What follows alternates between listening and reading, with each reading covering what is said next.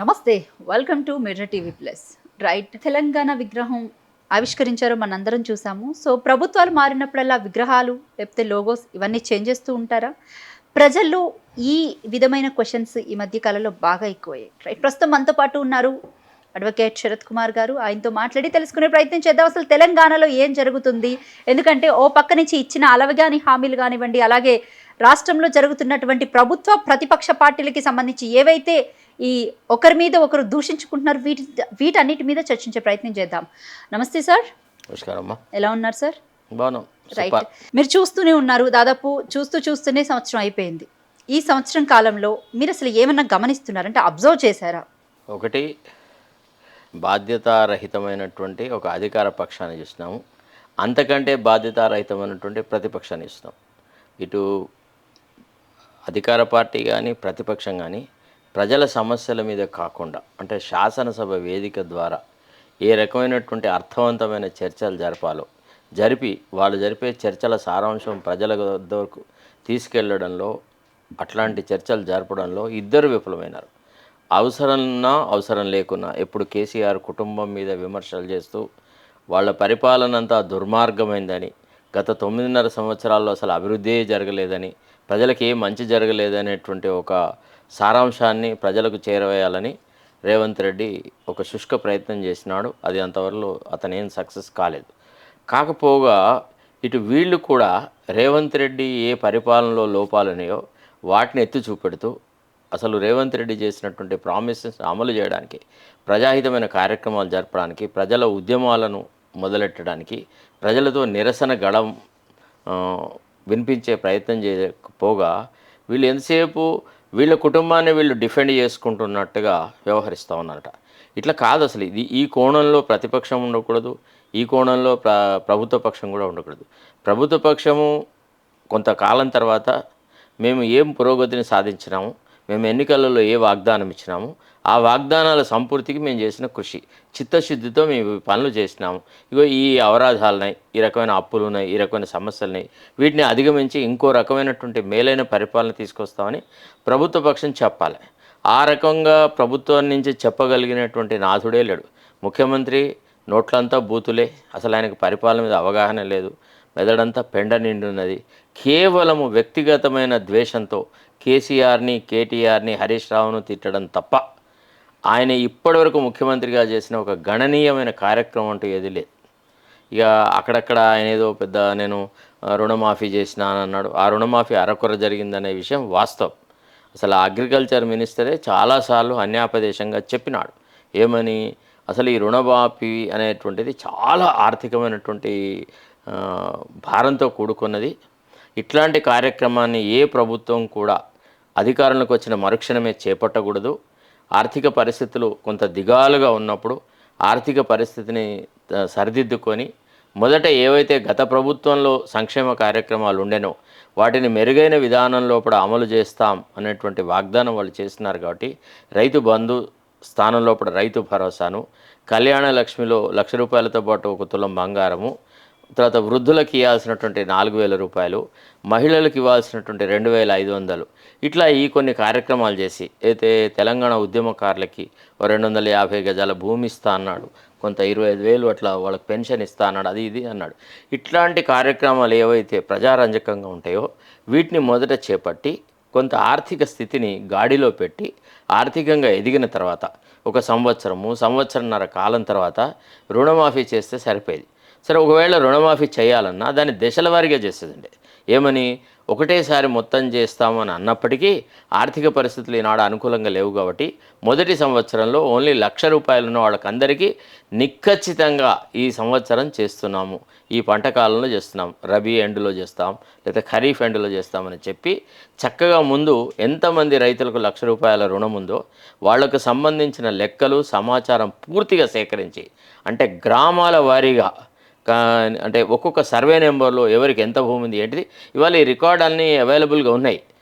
తద్వారా తీసుకొని వాళ్ళు ఒక ప్రణాళికాబద్ధంగా మొదటి సంవత్సరంలో మేము ₹1,00,000 ఇచ్చేస్తున్నాము, ఈ ₹1,00,000 ఎవరికైతే రుణమాఫీ చేసినామో మళ్ళీ వీళ్ళకి ఇంకా రుణమాఫీ జరగదు, మళ్ళా ఓన్లీ మిగతా ₹1,00,000 మాత్రమే చేస్తాము. ఒకవేళ వీళ్ళు ఇప్పటికి ఆల్రెడీ చేసి ఉన్నా చెయ్యకుండా ఉన్నా కానీ మళ్ళీ వీళ్ళు ₹1,00,000 అర్హులు కాబట్టి ఇంకొక 1,00,000 వీళ్ళకి చేస్తాము, తర్వాత మిగతా వాళ్ళకి ఈ రకంగా చేస్తామని కనుక చెప్పుంటే అదొక పద్ధతి ప్రకారంగా బాగుండేది. ఫస్ట్ ఆఫ్ ఆల్ ఈ ఆర్థిక మంత్రికి ఒక ఫైనాన్షియల్ డిసిప్లిన్ ఎట్లా తీసుకురావాలా, ఫైనాన్షియల్ ప్లానింగ్ ఎట్లా చేయాలా, ఏ రకంగా అయితే ఆర్థిక వనరులు సమకూరుతాయి, ఏ రకంగా మనము ఈనాడు సంపదను సృష్టించవచ్చు, ఇట్లాంటి విషయాల మీద అవగాహన లేదు. ఆయన ఎవరితో ఏం చర్చిస్తున్నట్టు కానీ, ఏ వేదికల మీద బడ్జెట్ని పొందుపరచడంలో కానీ, అంటే వనరుల సమీకరణలో కానీ, సంపద సృష్టిలో కానీ ఆయన ఆలోచన సరళేందో ఎవడు అయ్యకు తెలియదు ఇప్పటివరకు. ఒక్కసారి కూడా తన ఆర్థికంగా తాను ఈ రకంగా ఆలోచిస్తున్నాను ఈ రాష్ట్ర ఆర్థిక మంత్రిగా అని ఆయన చెప్పిన సందర్భం లేదు. తర్వాత అన్ని శాఖలకు సంబంధించిన వ్యవహారాల మీద ముఖ్యమంత్రే మాట్లాడతాడు. మిగతా మంత్రులందరూ ఒక డమ్మీలు అయినట్టుగా వ్యవసాయం మీదనే ముఖ్యమంత్రి మాట్లాడతాడు, ఆర్థిక శాఖ మీద ముఖ్యమంత్రి మాట్లాడతాడు. అసలు ఆయన మాట్లాడని సబ్జెక్టే లేదు. మరి పోనీ మాట్లాడిన వ్యక్తి ఏమైనా అవగాహనతో మాట్లాడతాడంటే ఆయన ఎంత ఎక్కువ మాట్లాడితే అంత అజ్ఞానం ప్రజ్వరిల్లిస్తుంటుంది అనమాట.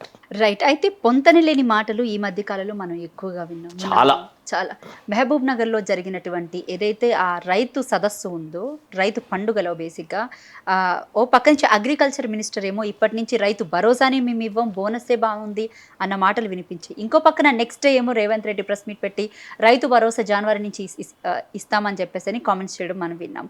అంటే ఈ ఒకరి మీద ఒకరికి క్లారిటీ లేకనా, లేకపోతే ఎందుకంటే ముందు రోజు ఒక మాట తర్వాత రోజు ఇంకొక మాట, ఈ విధమైన మాటలు? అలా కాదు. విషయం ఏంటంటే ఖమ్మం లోపల నాగేశ్వరరావు గారు, తుమ్మల నాగేశ్వరరావు గారు అంటే ఈ పిచ్చాపాటి మాటలు మాట్లాడుతున్నప్పుడు కొంతమంది రైతులతో ఆయనకు సహజంగా ఏంటంటే కొంత రైతులు వాళ్ళు వీళ్ళు కలుస్తారు. ఆయన కొంత ప్రజల మనిషి. నియోజకవర్గానికి పోయినప్పుడల్లా కనీసం ఒక 400-500 మందిని, ఒక 1000 మందిని కలిసి వాళ్ళతో అన్ని మంచి చెడ్డలు మాట్లాడి వచ్చేటువంటి స్వభావం. ఆ సందర్భంలో ఆయనతో కొంతమంది అన్నారు ఏమని, ఈ రుణమాఫీ కనుక చక్కగా జరిగి ఉంటే మొత్తం 2 లక్షలు ఇస్తా అన్న మేరకు అందరినీ రైతులను రుణ విముక్తులు చేసిన తర్వాత ఆ తర్వాత పెట్టుబడి సహాయం కన్నా మీరు ప్రతి క్వింటాల్కి ఏదైతే 500 బోనస్ ఇస్తా అన్నారో అది ఇస్తే రైతు భరోసా గురించి కానీ రైతు బంధు గురించి కానీ ప్రజలు అడగరు అని ఒక ఆయన సలహా ఇచ్చినాడు. సో దాన్ని దృష్టిలో పెట్టుకొని ఆయన అన్నాడు అది కూడా మేము ఆలోచిస్తాం అన్నటువంటి మాట మాట్లాడినారు. సరిగా ఇవాళ సామాజిక మీడియాలు ఎట్లా తయారైనాయంటే ఆయనకు వ్యతిరేకంగా ఈయనకు వ్యతిరేకంగా చెప్పడం అనేది ఒకటి జరిగింది. ఆయన ఆలోచన కూడా కరెక్టే ఒక రకంగా. అంటే ఒకవేళ నిజంగా ఏ రైతుకు రుణమంటూ ఏది లేకుండా చేసి రైతులను పూర్తిగా రుణమాఫీ చేసేసి వాళ్ళకి ఏమాత్రం రుణం లేకుండా చేసిన తర్వాత పెట్టుబడి సహాయం ప్లేసు లోపల పెట్టుబడి పెట్టడానికైనా వాళ్ళు మళ్ళీ అప్పులు చేస్తారు. అట్లా కాకుండా వాళ్ళు పండించిన పంటకు కనుక బోనస్ ఇచ్చే పక్షంలో అది కూడా నిజాయితీగా జరగాలి. ఈనాడు వడ్ల కొనుగోలు అనేది ఒక పెద్ద మిస్టరీ తయారైంది. ప్రాంతాల వారీగా వరి కోతకు వస్తుందమ్మా. అంటే గ్రామీణ ప్రాంతాల్లో వ్యవసాయం చేసిన వ్యక్తిగా చెప్తున్నాను. ఇప్పుడు డివిజన్ల వారీగా మారుతుంది. 15 రోజులు, 10 రోజులు, 20 రోజుల వ్యవధిలో వరి కోతకు వస్తుంటుంది అనమాట. తర్వాత వరి పెంచేటువంటి రకాలను బట్టి కూడా అవి కోతకు వచ్చే విధానం ఆధారపడుతుంది. తర్వాత సాగునీటి లభ్యత వల్ల ఆధారపడుతుంది. తర్వాత వర్షాభావ పరిస్థితులను బట్టి ఆధారపడుతుంది వరి కోతకు రావడం అనేది. తర్వాత ఎరువుల పంపిణీ, ఇట్లాంటి చాలా కారణాల వల్ల అన్ని ప్రాంతాలలో ఒకటేసారి కోతకు రావు. సో ఈ వ్యత్యాసాన్ని గ్రహించి జిల్లాల వారీగా తర్వాత డివిజన్స్ వారీగా అక్కడ ఆర్డీఓలకు కలెక్టర్లకి పంట ఏ సందర్భంలో కోతకు వస్తుందో గ్రహించి అప్పుడే కనుక ఒకవేళ ప్యాడీ ప్రొక్యూర్మెంట్ అంటూ స్టార్ట్ చేసే డీసెంట్రలైజ్డ్ ఫంక్షనింగ్ అన్న ఉండి తర్వాత దళారుల నుంచి కనుక రైతులను రక్షించి రైతులకు నష్టం జరగకుండా చేస్తే పెట్టుబడి సహాయం మీద ఆధారపడాల్సినంత దుస్థితి ఈనాడు రైతులకు లేదు. రైతులను అన్ని రంగాల్లో వంచిన తర్వాత పూర్తిగా దుర్భర దారిద్ర్యంలో ఉండి ఈ పెట్టుబడి సహాయమే ఒక మహద్భాగ్యంగా రైతు భావిస్తున్నాడు. కానీ మొదటి నుంచి ఒకవేళ ఫస్ట్ అంటే ఫ్రమ్ ది బిగినింగ్ నుంచి కనుక ఈ రకమైన చర్యలలో చక్కగా ఉంటాయి. తర్వాత ఈ సంవత్సరము అసలు ఎన్ని వర్షాలు పడ్డా ఇప్పుడు రబీలో పంట జరుగుతుందన్న గ్యారంటీ లేదు. మీరు ఏ కుంటలు చూసినా ఎండిపోయి ఉన్నాయి. అసలు నీళ్ళు ఎక్కడ లేవమ్మా. మా తెలంగాణ ప్రాంతాల్లో ముఖ్యంగా దక్షిణ తెలంగాణలో ఉత్తర తెలంగాణ ప్రాంతాల్లో కనుక మనం పోతే నేను చాలా ఎవ్రీ వీకెండ్ పోతూ ఉంటాను, రైతులతో మాట్లాడుతూ ఉంటాను. అసలు ఇప్పుడు 1000 ఫీట్లు లోపలికి బోర్ వేస్తే తప్ప వాటర్ రాని దుస్థితి ఉంది. నేలలు ఎండాకాలంలాగా మొత్తం కంప్లీట్గా నేలలు నెర్రలు వాసినాయి. ఈ రకమైన పరిస్థితి దుస్థితి ఉన్న దశలో ఇప్పుడు ఈ ఇచ్చే అరకొర సహాయం కూడా చేయకపోతే మరి ఎట్లా? ఇప్పుడు ఎప్పుడైనా కానీ ఏం చేస్తాం మనం అంటే మన భోజన కార్యక్రమాలు కనుక చేస్తే మొట్టమొదట మార్నింగ్ బ్రేక్ఫాస్ట్ చేస్తే లంచ్ కాస్త ఆలస్యమైన వెయిట్ చేయగలిగే పరిస్థితి మనకు ఉంటుంది. మనం మార్నింగ్ బ్రేక్ఫాస్ట్ చేయకుంటే లంచ్ బ్రేక్ఫాస్ట్ రెండింటి ఆకలి పట్టి పీడిస్తుందా లేదా? అట్టనే ఈ రైతు భరోసానో లేకపోతే రైతు బంధునో ఏదో కొంత వాళ్ళకి అరకొరగానన్నా ఇచ్చి రుణమాఫీనన్నా ఒక సంవత్సరం వాయిదా వేసేది ఉండే. లేదు, రుణమాఫీని పూర్తిగా అసలు టంచన్గా అతను ఎట్లా చెప్పినాడో ఆ ప్రకారంగా అందరికి చక్కగా చేసేసి సరే ఏ రైతుకు కూడా రుణం లేకుండా చేసుంటే ఈ రైతు బంధు అనేది ఎప్పుడు వస్తుందా అని ఎదురు చూసేటువంటి పరిస్థితి ఉండకపోతుంది. సహజంగా అంటే రీసెంట్గా కాంగ్రెస్ పార్టీకి సంబంధించి ఎమ్మెల్సీ ఎవరైతే ఉన్నారో ఆయన నాతో స్వయంగా చెప్పినటువంటి మాట ఏంటంటే ఇంకొక 10-12 కోట్లు వేల కోట్లు ఉంటే ఈజీగా రుణమాఫీ మొత్తం క్లియర్ అయ్యేది, బట్ అది జరగలేదు అని చెప్పేసి అని అన్నారు. అది కాదమ్మా, అసలు మీరు నమ్ముతారో నమ్మరో 50% రైతులకు కూడా రుణమాఫీ జరగలేదు. నేను కూడా సోషల్ మీడియాలో ఉన్నాను, నేను కూడా చాలా చోట్లలో నేను అంటే రైతుల యొక్క సమస్యలు మాట్లాడుతున్న ఉద్దేశంతో చాలామంది రైతులు నాకు ఫోన్ చేస్తూ ఉంటారు. ఫోన్ చేసినప్పుడు ₹1,00,000 కూడా రుణమాఫీ కాని రైతులు ఇంకా ఉన్నారు. వీళ్ళు చాలా సునాయాసంగా ఏం చెప్తున్నా అంటే సాంకేతిక కారణాల వల్ల వాళ్లకు రుణమాఫీ జరగలేదు అని అంటున్నారు. అది చాలా తప్పు. అంటే ఆధార్ కార్డు పక్క నుంచి చరిత్రలో ఎన్నడూ లేని విధంగా 2 లక్షల రుణమాఫీ చేసిన ఘనత కాంగ్రెస్ పార్టీ రేవంత్ రెడ్డి ప్రభుత్వం అని చెప్పుకుంటున్నారు. అట్లా కాదమ్మా, ఇప్పుడు ఎట్లుంటుందంటే సంతర్పణకు ఎంతో మందిని పిలిచి ఒక్కడికి మాత్రమే భోజనం పెట్టి నేను ఈరోజు బ్రహ్మాండంగా సంతర్పణ చేసిన అంటే అదేమైనా అర్థం ఉందా? రైతు రుణమాఫీ పేరు మీద అరకొరగా కొంతమందికి మాత్రమే ఈ రుణమాఫీ జరిగింది. ఇవి కూడా వివిధ రాజకీయ కోణాలలో ఎక్కడెక్కడైతే గట్టి ఎమ్మెల్యేలు ఉన్నారో గట్టి మంత్రులు ఉన్నారో వాళ్ళ నియోజకవర్గాల్లో ఇవి జరగకుంటే వాళ్ళు మళ్ళీ అక్కడికి పోయే పరిస్థితులు లేవు కాబట్టి వాళ్ళ నియోజకవర్గాల్లో కొంత జరిగిన మాట వాస్తవం. అయితే నాట్ ఈవెన్ 50% రుణమాఫీ జరగలేదు. నిజంగా మన రాష్ట్రంలో రుణమాఫీ అంటూ జరిగితే మహారాష్ట్రలో రైతులు పొరపాట్లు కూడా ఇతర పార్టీలకు ఓటు వేయకపోరు. మన దగ్గర రుణమాఫీ జరగలేదని, పెట్టుబడి సహాయం ఇవ్వలేదని అన్నటువంటి విషయాల మీద పూర్తి అవగాహనతోనే మహారాష్ట్ర రైతులు వీళ్ళు ఇచ్చిన 5 గ్యారంటీల విషయంలో ఇక్కడ 6 గ్యారంటీలు, మహారాష్ట్రలో 5 గ్యారంటీలే ప్రకటించారు. ఆ గ్యారంటీలు వీళ్ళు అమలు పరచరు, వీళ్ళకి ఆ సత్తా సామర్థ్యం ఉండదు, ఇది కేవలం ఓట్లు దండుకునే రాజకీయం అనేటువంటి మాట మహారాష్ట్ర ప్రజలు మాట్లాడినారు. అంటే బేసికల్లీ మాది మహారాష్ట్ర బార్డర్ డిస్ట్రిక్ట్, మాకు మహారాష్ట్రతో చాలా సంబంధాలు ఉంటాయి. My mother is a Maharashtrian. మాకు చాలామంది బంధువులు ఉంటారు. మేము సోషల్ మీడియాలో బాగా యాక్టివ్గా ఉండడం వల్ల చాలా సందర్భాలలో వాళ్ళు మాకు ఫోన్లు చేసి అడిగేవాళ్ళు, ఏఎస్ఐఏ క్యా, ఐసా హో రే క్యా, వైసా హో రే క్యా అని. తర్వాత ఈసారి ఆర్ఎస్ఎస్ వాళ్ళు ఏం చేస్తున్నారంటే 6 గ్యారంటీల అమలులో తెలంగాణ ఎంత విఫలమైందో దీన్ని పూర్తిగా కళ్ళకు కట్టినట్టుగా వీడియోల రూపంలో తయారు చేసేసి వాళ్ళ భాష మరాఠీలోకి తర్జుమాలు చేసేసి రైతులలో విరివిగా ప్రచారం చేసి పారేస్తున్నారు. ఇంటింటికి ఈ తెలంగాణ ప్రభుత్వం చేసిన డొల్ల పరిపాలన గురించి అక్కడ చెప్పడం వల్ల మహారాష్ట్రలో కూడా సర్వనాశనం. నేను అనేది ఏమంటే, నీవు ఏదైనా ఒక నిర్ణయం చేస్తావు, ఏదైనా ఒక విధాన ప్రకటన చేస్తావు అనుకో, అంతకు ముందే హోంవర్క్ చేయాలి. ఇప్పుడు రుణమాఫీ అంటే ఇది ఎంత ఖజానా మీద ఎంత భారం వేస్తుంది, ఎంతమంది రుణగ్రస్తులు ఉన్నారు, ఎంత బడ్జెటరీ ఎలొకేషన్స్ మనకు అవసరము, ఏ రకంగా ఈ వనరులను సమకూర్చుకోవాలి, దీని మీద కొంత ఎక్సర్సైజ్ చేయాలి. ఏది లేకుండా ముఖ్యమంత్రి క్యాబినెట్ సబ్ కమిటీలోనే పబ్లిక్ మీటింగ్లో ఆయన అనౌన్స్ చేస్తూ పోతూ ఉంటాడు. రైట్. తెలంగాణ వచ్చిన తర్వాత బేసిక్గా అంటే ఈయన కాంగ్రెస్ పార్టీ మళ్ళీ 10 ఏళ్ల తర్వాత అధికారంలోకి వచ్చింది, రేవంత్ రెడ్డి సీఎంగా అయ్యారు. వచ్చిన తర్వాత కేసీఆర్ ఆనవాళ్ళు లేకుండా చేస్తాను తెలంగాణలో అని చెప్పేసి ఒక కంకణం కట్టుకొని ఒక కక్షపూరితమైన మాట ఒకటి మాట్లాడడం మనం విన్నాం. రైట్. అంటే ఈ మధ్యకాలంలో జరుగుతున్నటువంటి పనులన్నీ చూస్తుంటే ఆ విధంగానే ఉన్నాయని అనుకోవచ్చా? ఇప్పుడు ఫర్ ఎగ్జాంపుల్ చూసుకున్నట్లయితే లోగోస్ మార్చడం కానివ్వండి, లేకపోతే టీఎస్పీఎస్సీని టీజీ అని మార్చడం కానివ్వండి, లేకపోతే తెలంగాణ తల్లి విగ్రహం గురించి నేను వస్తా అక్కడికి, ఇవన్నీ చూస్తుంటే ఈ మార్పులు చేర్పులన్నీ చూస్తుంటే పాలన గాలి కొదిలేసి ముందు వీటి మీద అంటే కేసీఆర్ని నామరూపాలు లేకుండా అసలు గుర్తులు లేకుండా చేయాలి అన్న ఒక్క మాట ఏదైతే ఉందో ఆ విధంగానే పరిపాలన ఉంది అనుకోవచ్చా మనం? ఇప్పుడు చరిత్ర అనేది హిస్టరీ రిపీట్స్ ఇట్ సెల్ఫ్ అని మనం ఇండియన్ హిస్టరీ కనుక గమనిస్తే ఒక ముస్లిం రాజు తన రాజధానిని ఢిల్లీ నుంచి దౌలతాబాద్కు, దౌలతాబాద్ నుంచి ఢిల్లీకి మార్చినప్పుడు ఏం చేసినాడు, ఆ రాజధానిలో ఉన్న ప్రజలను కూడా అక్కడికి తీసుకుపోవడానికి ప్రయత్నించాడు. అంత బేవకూఫ్ ఈ రేవంత్ రెడ్డి. విన్నారా? అసలు కేసీఆర్ ఆనవాళ్ళు లేకుండా చేయడము మనకు కాదు కదా, చరిత్రకారులకు కూడా సాధ్యం కాదు.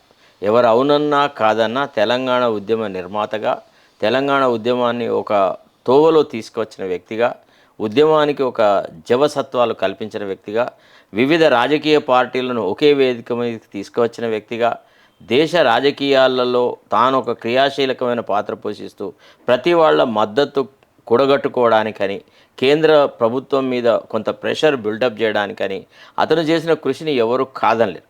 అట్లా అన్నిటి యొక్క సలహా సంప్రదింపుల యొక్క ఫలితమే ఈనాడు తెలంగాణ రాష్ట్రం ఏర్పడింది. అయితే ఎప్పుడు కూడా ఇప్పుడు మన దేశంలో ఫర్ ఎగ్జాంపుల్ గాంధీజీనో లేకపోతే సర్దార్ వల్లభాయ్ పటేల్నో జవహర్లాల్ నెహ్రూనో ఏదో ఇతరులను మర్పించడం సాధ్యమవుతుందా? భారతదేశ స్వతంత్ర సంగ్రామంలో భారతదేశానికి స్వతంత్రం రావడంలో ఎంతోమంది కృషి చేస్తున్నారు. అందులో గణనీయమైన కృషి వీళ్ళు చేసినారు. అటనే తెలంగాణ ఏర్పడడంలో ఎంతోమంది కృషి చేస్తున్నారు. అందులో ప్రధాన భాగం వీళ్ళకు ఉండింది, ముందు వీళ్ళు ఉన్నారు అనే మాట ఇది చారిత్రక సత్యం. దీన్ని తగ్గిస్తాము అనేటువంటి మాట మొత్తానికి నామరూపాలు లేకుండా చేస్తాను. సరే, అది అది ఆయన వీర్థవాదం. అంటే ఆయనకు అర్థమైంది గంతే. ఆయన ఏమనుకుంటున్నాడు అంటే పాలు మరిచిన తర్వాత పిల్లవాడు తల్లినే మరుస్తాడు అనేటువంటి ఒక భ్రమా ప్రపంచంలో అతను ఉన్నాడు. తల్లికి పిల్లవాడికి ఉన్న సంబంధము ఓన్లీ పాలే కాదు, ఇతరత్రమైన కార్యక్రమాలు ఉంటాయి. మాతృత్వం అనేది ఒక గొప్పదని, పిల్లడు సచ్చే వరకు కూడా తల్లిని మరవడని, తల్లి కూడా పిల్లవాడిని మరవదనేటువంటి ఆ మాత్రం ఇంగిత జ్ఞానం లేని మూర్ఖపు ముఖ్యమంత్రి కాబట్టి ఆయన ఏదైనా మాట్లాడతారు. ఆయన మాటలను సీరియస్గా తీసుకోవడం అర్థం లేని విషయం. అంటే ఎస్, మీరు అన్నది రైట్, నీకు కాదు అనట్లేదు. కాకపోతే జరుగుతున్నటువంటి పరిణామాలు ఏవైతే ఉన్నాయో పక్క నుంచి నేను ఇందాకే మీకు చెప్పా, టీఎస్పీఎస్సీని టీజీ అని మార్చడం, లేకపోతే టీఎస్ఆర్టీసీని టీజీ అని మార్చడం కానివ్వండి, లేకపోతే లోగోస్ మార్చడం కానివ్వండి, లేకపోతే రాజీవ్ గాంధీ విగ్రహాన్ని తీసుకొచ్చి సెక్రటేరియట్ ముందు పెట్టడం ఏంటి, లేకపోతే తెలంగాణ తల్లి విగ్రహం తీసుకెళ్ళి సెక్రటేరియట్ లోపల పెట్టడం ఏంటి? అంటే ఒక్కటమ్మా, నేను ఒక విషయం చెప్తాను. టీజీ అనేది మొదట తెలంగాణలో కూడా ఉండింది. టీఆర్ఎస్ ప్రభుత్వం వచ్చిన తర్వాత ఫస్ట్ టీజీ అనే ఉంది.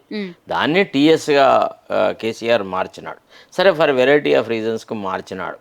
ఇప్పుడు అది టీఎస్ఆ టీజీ అనేది ప్రజల జీవన ప్రమాణాలను పెంచేటువంటి నిర్ణయం కాదు. అది టీజీ ఉన్నా టీఎస్ ఉన్నా ప్రజలకు మౌలికంగా జరిగేటువంటి అభివృద్ధి కానీ వాళ్ళకు జరిగేటువంటి సహాయ సహకారాలు కానీ ఏది ఉండదు.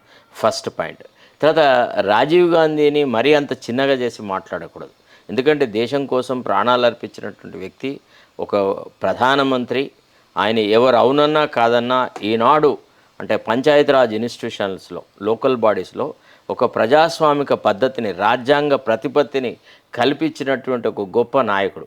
అది కాకుండా రాజకీయాలలో ఆనాడు ఉన్నటువంటి ఈ అయారాం గయారాం పరిస్థితులు, పార్టీ ఫిరాయింపుల వల్ల రాజకీయ వ్యవస్థ సర్వనాశనం అవుతుంది అనేటువంటి దాన్ని గ్రహించి ఈ యాంటీ డిఫెక్షన్ లా తీసుకొచ్చినటువంటి వ్యక్తి.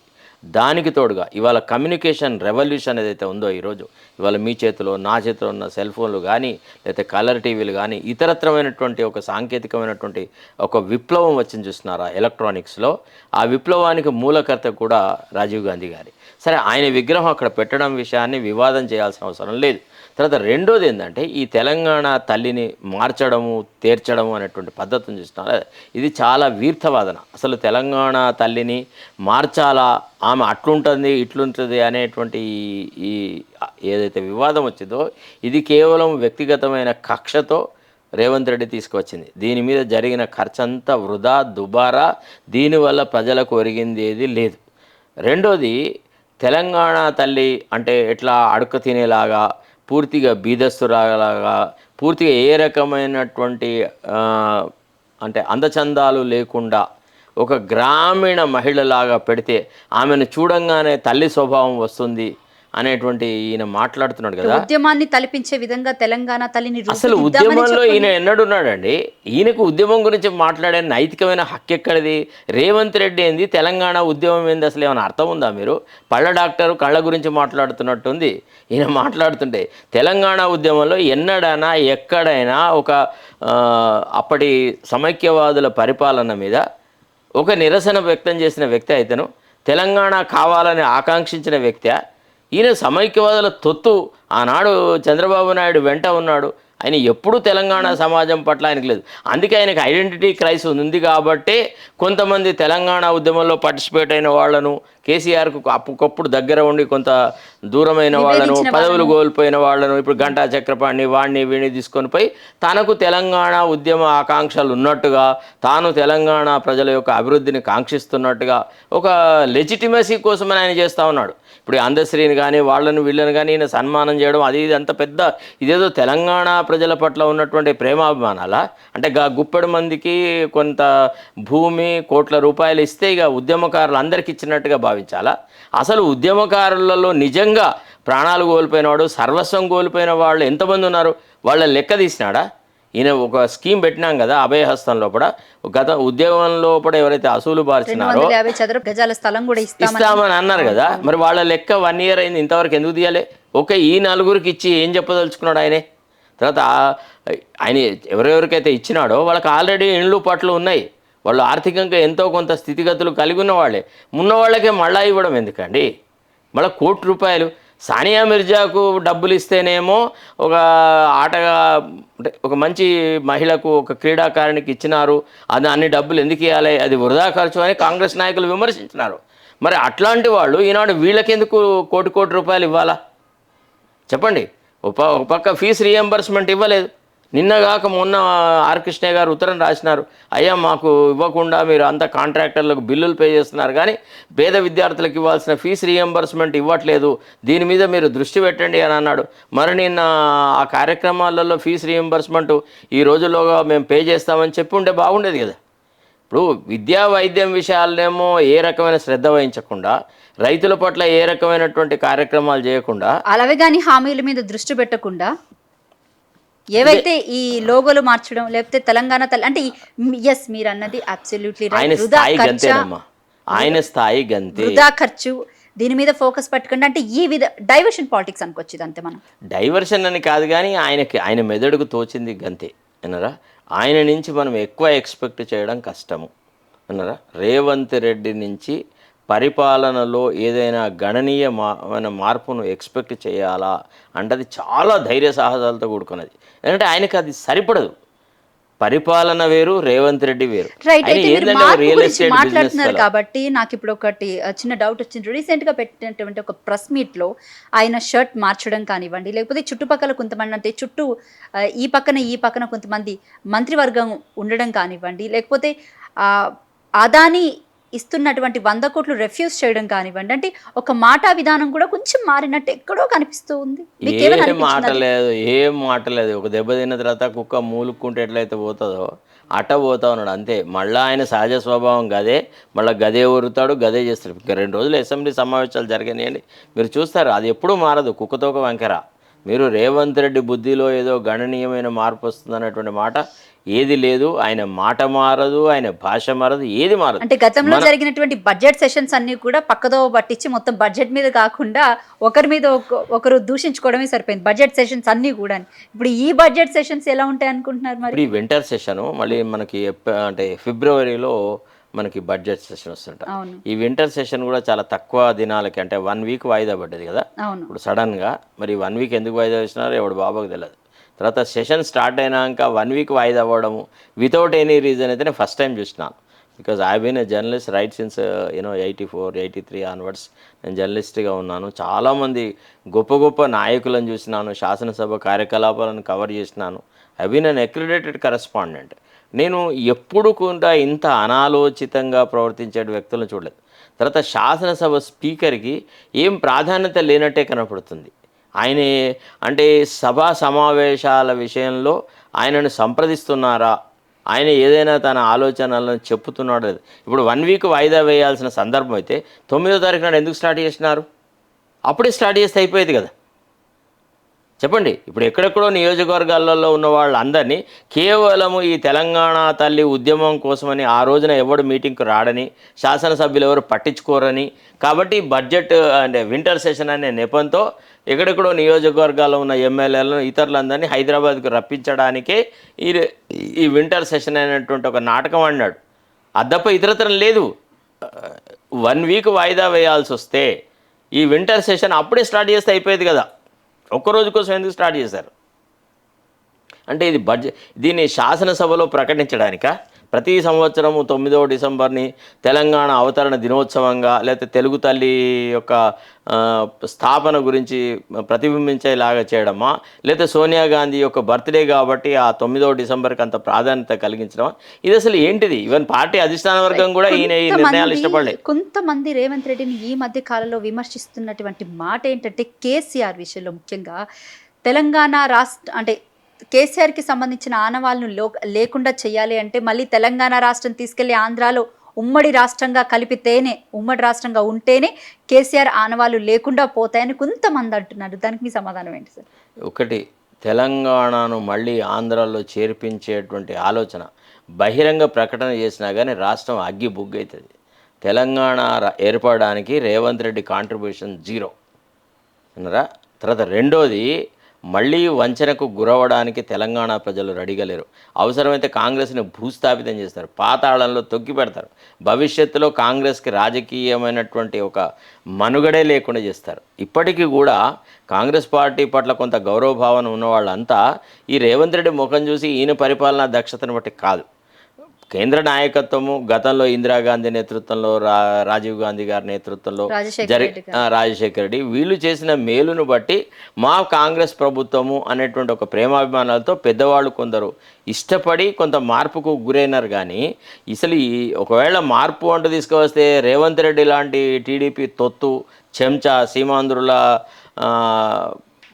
ఒక ఏజెంటు ముఖ్యమంత్రి వస్తాడని ఎవడు అనుకోలే. అట్లా అనుకుంటే అసలు ఎవడు ఓటే వేసి ఉండకపోయాడు కాంగ్రెస్కి. అది జరగదు, అది ఒట్టి మాట. తర్వాత రెండోది, ఈయన మళ్ళా సపోజ్ ఒకవేళ తెలంగాణను తీసుకుపోయి కాంగ్రెస్లో చేర్చాలన్నా ఈయన ఒక్కటే నిర్ణయం, అది కేంద్ర ప్రభుత్వం ఒప్పుకోవాలా, భారతీయ జనతా పార్టీ యాక్సెప్ట్ చేయాలి, తెలంగాణ ప్రజల మనోభావాలు ఉండాలి, రాష్ట్ర శాసనసభ తీర్మానం చేయాలి. ఏందమ్మా అంత సులభమా? అది ఏదో ఒక థర్డ్ క్లాస్ చర్చ మొదలెట్టినారు. ఎట్లా సాధ్యమవుతుంది? ఒక రాష్ట్రాన్ని ఇంకో రాష్ట్రంలో కలపడం ఎట్లా? ఇవాళ మనం జమ్మూ అండ్ కాశ్మీర్లో ఒక రాష్ట్ర ప్రతిపత్తి ఉన్నటువంటి దాన్ని కేంద్ర పాలిత ప్రాంతాలుగా చేస్తే ఎన్నికల లోపల మళ్ళా మీకు ఒక రాష్ట్రం యొక్క హోదా కల్పిస్తాము అని వాగ్దానం చేసే తప్ప 4 సీట్లు రాలే బీజేపీకి. తర్వాత ఒక కేంద్రపాలిత ప్రాంతాలను రాష్ట్రాలుగా చేసే ప్రక్రియను మనం చూసినాం. కానీ ఉన్న రాష్ట్రాన్ని ఇంకో రాష్ట్రంలో కలిపేటువంటి ప్రక్రియ భారతదేశ స్వతంత్రంలో ఇప్పటివరకు జరగలేదు. పెద్దగా ఉన్నటువంటి మహారాష్ట్ర నుంచి గుజరాత్ని విడగొట్టినాము, తర్వాత హర్యానాను మన హిమాచల్ ప్రదేశ్ని విడగొట్టినాము, తర్వాత ఇంకా ఇతర అంటే ఉత్తరప్రదేశ్ నుంచి తర్వాత బీహార్ నుంచి కొన్ని రాష్ట్రాలను విడగొట్టినాము. అట్లా ప్రక్రియ జరిగింది. కానీ 2 రాష్ట్రాలను కలిపిన ప్రక్రియ ఎక్కడ లేదు. చిన్న రాష్ట్రాల వల్లనే అభివృద్ధి తొందరగా జరుగుతుంది, చక్కగా జరుగుతుందని బాబాసాహెబ్ అంబేద్కర్ ఎప్పుడూ చెప్పినాడు. సో ఆ సిద్ధాంతం మేరకే ఆర్టికల్ 5తోని ఇవన్నీ ఏర్పడడం జరిగింది అనమాట. రైట్. అంటే తెలంగాణ ఏర్పడిన తర్వాత లోగోస్ కానివ్వండి, లేకపోతే మీరు అన్నట్టు తెలంగాణ తల్లి విగ్రహం కానివ్వండి, సమ్ మార్పులు చేర్పులు అంటే ప్రజల్ని మోటివేట్ చేయడానికి ఎంతో కొంత మనకంటూ ఇవన్నీ ఒక ప్రత్యేకంగా ఉండాలి అని కేసీఆర్ అంత అవుతుంది. ప్రజలు మోటివేట్ అవడానికి ఇట్లాంటి తుప్పుడు చర్యల వల్ల జరగదు. ప్రజలకి చక్కగా ఏ వాగ్దానం చేసినామో ఆ వాగ్దానాల మేరకు పరిపాలన అభివృద్ధిలోకి వస్తే తప్ప ఏది జరగదు. కరెక్టే సార్. అంటే ఇప్పుడు ఈ మార్పులు చేర్పులు విధానికి వస్తే కనుక ముఖ్యంగా తెలంగాణ తల్లి విగ్రహం విషయంలో ఈ పక్క బతుకమ్మ అని పెట్టున్నారు, ఓ పక్క చూస్తుంటే కంకి ఉండడం కానివ్వండి, లేకపోతే వడ్డానం కానివ్వండి, నగలు కానివ్వండి, లేకపోతే కిరీటం కానివ్వండి, ఇవన్నీ ఏవైతే ఉన్నాయో ఇప్పుడు బతుకమ్మని తీసేయడం గురించి ముఖ్యంగా ప్రతిపక్ష నేతలు ఎక్కువగా ఆరోపిస్తున్నారు. ఏం చెప్తారు సార్? సార్ విషయమైన ఫస్ట్ ఆఫ్ ఆల్ ఆ విగ్రహం యొక్క మార్పునే నేను ఇష్టపడలేదు. Fundamentally according to me it is a useless step. It is not required at all. That is a non issue. ఈ రాష్ట్ర ప్రజలకు సంబంధించినటువంటి వరకు అసలు ఆ నిర్ణయం కేవలము దురుద్దేశపూర్వకంగా జరిగింది.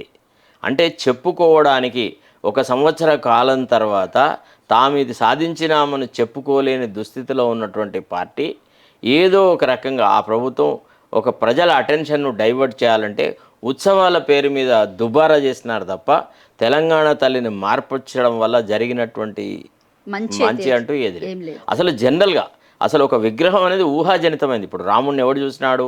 రావణాసురుడు ఎట్లా ఉంటాడు, నరకాసురుడు ఎట్లా ఉంటాడు, లేకపోతే కైకేయి ఎట్లా ఉంటుంది, ఇవన్నీ ఎవరు చూశారమ్మా? మారీచ సుబాహులు ఎట్లుంటారు, ఫలానా లాగా ఉంటారని కాదు కదా. ఇవన్నీ మనం ఏదైతే సినిమాలలో చూసి ఓహో వీడు ఇట్లుంటాడు, వీడు రాక్షసుడు అంటే చాలా భీకరమైన ఆకృతి ఉంటాడు, రాక్షస స్వభావం కలిగి ఉంటాడు, ఆ అమాయకుల మీద దాడి చేస్తాడు, అంతే కదా. క్రూరముఖము అంటే సామాన్యమైనటువంటి జంతువుల మీద అటాక్ చేస్తుంది, చంపుతుంది, ఇంతే కదా.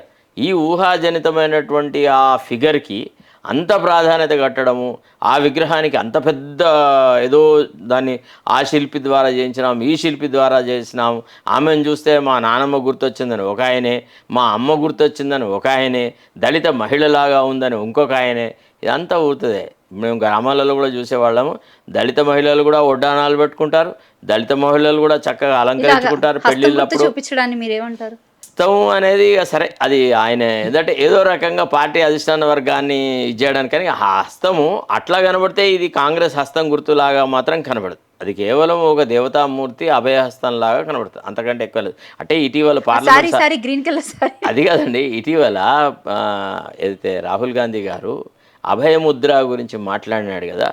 సో రాహుల్ గాంధీ గారికి ఏం చేస్తే అనుకూలంగా ఉంటుంది, వారికి నా పట్ల కోపం తగ్గుతుందో అనేటువంటి ఆలోచనతోని ఈ అభయహస్తం ఆయన చెయ్యి అన్నాడు కదా, ఇది ఒకటి తీసుకొచ్చినాడు. Green colour sorry, green colour salary okay, it's all right. Party జెండా అనుకోవచ్చు దాన్ని. ఏ పార్టీకి జెండా? కాంగ్రెస్ పార్టీ జెండా. కాంగ్రెస్ పార్టీ జెండా 3 రంగుల జెండా, అసలు దానికి దీనికి సంబంధం లేదు. ఆ రకం అయినా మోర్ ఓవర్ కాంగ్రెస్కు జెండాను తీసుకువచ్చి ఇచ్చే స్థాయి రేవంత్ రెడ్డికి ఉందా? కాంగ్రెస్ పార్టీలో రేవంత్ రెడ్డి యొక్క జీవితకాలం ఎంతమ్మా? ఎన్ని రోజుల క్రితం రేవంత్ రెడ్డి కాంగ్రెస్లో చేరాడు? ఆయన ఇవ్వడండి కాంగ్రెస్ గురించి మాట్లాడడానికి. తిప్పి కొడతాక 5 సంవత్సరాల క్రితం కాలేదు ఆయనే పార్టీలో చేరి మొత్తం పార్టీ అంతా కబ్జా పెట్టినట్టుగా, పార్టీ యొక్క ఐడియాలజీ అంతా నా సొంతం అన్నట్టుగా ఆయన మాట్లాడుతుంటే ఎట్లుంటుందంటే చిన్న పోరుడు పెద్దవాళ్ళకి నీతి సూత్రాలు చెప్పినట్టుంది. అసలు కాంగ్రెస్ భావజాలం మీదుగా, కాంగ్రెస్ ఐడియాలజీ మీద 5 నిమిషాలు రేవంత్ రెడ్డిని మాట్లాడమని, వాట్ కాంగ్రెస్ స్టాండ్స్ ఫర్ అనే దాని మీద ఒక 5 నిమిషాలు ఎక్కడన్నా అనర్గళంగా మాట్లాడి ఆ తర్వాత ఆయన కాంగ్రెస్ భావజాలం గురించి, కాంగ్రెస్ ఐడియాలజీ గురించి మాట్లాడితే అర్థమవుతుంది. రైట్. అయితే రీసెంట్గా పెట్టిన ఒక్కనొక ప్రెస్ మీట్లో రేవంత్ రెడ్డి మాట్లాడినటువంటి మాట ఏంటంటే, కేసీఆర్ అసెంబ్లీకి రావాలి, అసెంబ్లీకి వస్తే అంటే మాది కొత్తగా వచ్చిన ప్రభుత్వం కాబట్టి మీ దగ్గర నుంచి మీరు సలహాలు సూచనలు ఇస్తే మేము తీసుకుంటాము, సో పెద్దవాళ్ళు ముందుండి నడిపించాలి కదంటే ఈ విధమైన మాటలు మాట్లాడడం జరిగింది. అంటే ఆయన అసమర్థతను యాక్సెప్ట్ చేస్తున్నాడా? నేను సరిగా నడపలేకపోతున్నాను, కేసీఆర్ సలహా సంప్రదింపులు లేకపోతే నేను ప్రభుత్వం ఎలా అని చెప్తున్నాడా? ఆయన ఉద్దేశం ఏంది? ఆయనకు మంత్రివర్గ సహచరులు ఎందుకున్నారు? ఈయనకంటే సీనియర్లు ఉన్నారు కదా, మరి ఈయనకి ఎట్లా ఆలోచన సరలేదు? ఎవరన్నా సీనియర్కి ముఖ్యమంత్రి పదవి ప్రభుత్వం వచ్చి సంవత్సరం అవుతుంది, ఇంకా అంటే హామీలు కానివ్వండి మిగతావన్నీ కూడా చూడాలి అంటే ఇంకొక 4 సంవత్సరాలు టైం ఉంది కదా, సో అప్పటి వరకు చూడాలి కదా అని అంటే ఎందుకు జీవితకాలం ఉంటుంది, సమయం ఏమున్నది? 5 సంవత్సరాల కాలం, పదవి కాలం 5 సంవత్సరాలే కదా పార్టీకైనా సరే, రాజకీయ నాయకులు అట్లా ఏం లేదు. 5 సంవత్సరాలు ఖచ్చితంగా ప్రభుత్వం ఉంటుందన్న గ్యారంటీ ఎవడూ ఇవ్వలేడు. 5 సంవత్సరాలలో మొదటి 1 or 2 ఇయర్సే చాలా ప్రధానమైనటువంటివి. అంటే మార్పు అనేదాన్ని గణనీయంగా తీసుకోవాలి. గత ప్రభుత్వానికి ఈ ప్రభుత్వానికి మధ్య ఇంత వ్యత్యాసం ఉంది అని ఒక పర్సెప్టబుల్ చేంజ్ తీసుకువస్తే అది ముఖ్యమంత్రి యొక్క గొప్పతనం మీద ఆధారపడి ఉంటుంది. చాలా ముఖ్యమంత్రి చాలా గొప్ప రాజనీతిజ్ఞుడు, గతంలో జరిగినటువంటి అరాచకాలను ఆపినాడు, గణనీయమైన మార్పు తెచ్చినాడని ప్రజలు గుర్తిస్తారు. మొదటి సంవత్సరంలోనే అట్టర్ ఫ్లాప్ అంటే 1వ తరగతిలోనే ఫెయిల్ అయ్యి 2వ తరగతిలో బాగా మార్కులు తెచ్చుకుంటా, 3వ తరగతిలో ఇంకా మార్కులు తెచ్చుకుంటా, 2వ తరగతిలో కూడా ఫెయిల్ అవుతాడంటే 10వ తరగతి వరకు ఫెయిల్ అవుతూ పోతుంటాడు. మొదటి సంవత్సరంలోనే చేయలేని పని 2వ సంవత్సరం ఎట్లా చేస్తాడు?